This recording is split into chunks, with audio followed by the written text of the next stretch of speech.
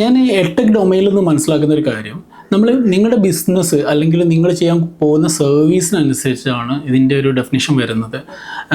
കാര്യം, നിങ്ങളിപ്പോൾ ഒരു വേൾഡ് മാർക്കറ്റിലേക്ക് സ്കെയിൽ ചെയ്യാൻ പറ്റുന്ന രൂപത്തിലുള്ള ഒരു കോഴ്സാണ് പ്രൊവൈഡ് ചെയ്യുന്നതെങ്കിൽ നിങ്ങൾ ഓൺലൈൻ സൊല്യൂഷൻ തന്നെ ചെയ്യുന്നതാണ് നല്ലത്.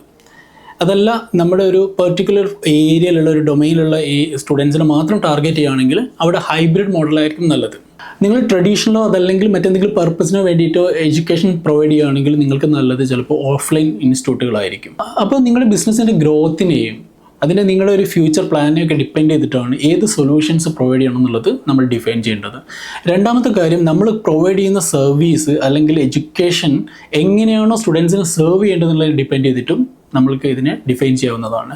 ഫോർ എക്സാമ്പിൾ, നമ്മളിപ്പോൾ കേരളത്തിലുള്ള അല്ലെങ്കിൽ ഇന്ത്യയിൽ നടക്കുന്ന ഒരു എക്സാമിന് വേണ്ടി പ്രിപ്പയർ ചെയ്യുന്ന ഒരു കോഴ്സ് ആണെങ്കിൽ നമുക്ക് അവിടെ ഹൈബ്രിഡ് യൂസ് ചെയ്യുന്നതായിരിക്കും ബെസ്റ്റ് എന്നുള്ളതാണ് ഞാൻ സജസ്റ്റ് ചെയ്യുന്നത്. അതല്ലാതെ പ്രൊഫഷണൽ ഒരു അച്ചീവ്മെൻറ്റിനോ അല്ലെങ്കിൽ ഒരു ഗ്രോത്തിനോ ഒക്കെ വേണ്ടിയിട്ട് ഒരാൾ ഒരു കോഴ്സ് പർച്ചേസ് ചെയ്യുന്ന സമയത്ത് ഒരു വേൾഡ് മാർക്കറ്റിൽ ചിലപ്പോൾ അതിന് ഓപ്പർച്യൂണിറ്റി ഉണ്ടാവും. അപ്പോൾ നിങ്ങൾ വേൾഡ് ബെസ്റ്റ് ആയിട്ട് ഒരു LMS റൺ ചെയ്യാൻ ഉദ്ദേശിക്കുന്നുണ്ടെങ്കിൽ ഞാൻ സജസ്റ്റ് ചെയ്യുന്നത് ഫുള്ളി ഓൺലൈൻ ആയിട്ടുള്ള സൊല്യൂഷനാണ്.